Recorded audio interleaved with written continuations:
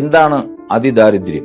സമൂഹത്തിന്റെ ശ്രദ്ധയിൽപ്പെടാതെ നിലവിലുള്ള ക്ഷേമ പദ്ധതിയുടെ പരിധിയിൽ വരാതെ അതിജീവനത്തിന് പോലും ബുദ്ധിമുട്ടുന്ന ജനവിഭാഗം, അടിസ്ഥാന ആവശ്യങ്ങൾ പോലും നിറവേറ്റാൻ കഴിയാതെ അതിദുരിതത്തിൽ കഴിയുന്ന വ്യക്തികൾ, കുടുംബങ്ങൾ, കൂടാതെ ഭക്ഷണം, ആരോഗ്യം, വരുമാനം, വാസസ്ഥലം, ഈ 4 കാര്യങ്ങളിൽ ഏതെങ്കിലും ഒന്ന്, അതിൽ അധികമോ കാര്യങ്ങളിൽ ബുദ്ധിമുട്ട് അനുഭവിക്കുന്നവർ, ഇവരെയാണ് അതിദരിദ്രർ എന്ന് കണക്കാക്കുന്നത്. Ration card, voter ID card, Aadhaar card ഒന്നുമില്ലാത്ത തങ്ങൾ ജീവിച്ചിരിപ്പുണ്ടെന്ന് തെളിയിക്കാൻ കഴിയാത്തവർ, ആരുടെയൊക്കെ മുന്നിൽ കൈനീട്ടി ആരോ കൊടുക്കുന്ന ഭക്ഷണം കഴിച്ച് എവിടെയോ കിടന്നുറങ്ങുന്ന മനുഷ്യർ. ഇത്തരം ആളുകൾ കേരളത്തിൽ ഉണ്ടാവില്ല. ഇവരെ ചേർത്ത് പിടിച്ച് സംരക്ഷിക്കുമെന്ന് 2021 ബഹുമാനപ്പെട്ട മുഖ്യമന്ത്രി പ്രഖ്യാപിച്ചു. അതിന്റെ ഭാഗമായി സർക്കാർ സംവിധാനങ്ങൾ അതിവേഗം പ്രവർത്തന സജ്ജമായി. ഏതാണ്ട് 64,006 കുടുംബങ്ങൾ ഇത്തരത്തിൽ കണ്ടെത്തി.